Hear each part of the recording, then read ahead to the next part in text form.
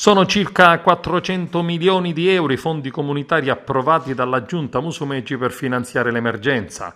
Serviranno per acquistare materiale per la didattica a distanza, per potenziare le sedi delle scuole, per combattere la dispersione scolastica, per aiuti alle imprese, per il sostegno dei noleggiatori con conducente e soprattutto per il turismo.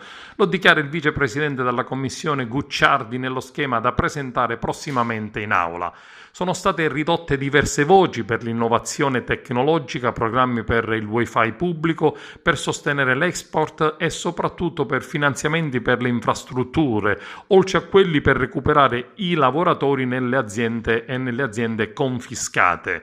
Il governo ha sottratto 140 milioni di euro al Patto per il Sud, che erano stati destinati inizialmente per le strade secondarie, per la realizzazione di vie di fuga sulle strade e per i finanziamenti ai beni culturali e oltre 24 milioni di euro per il contrasto del rischio di frane.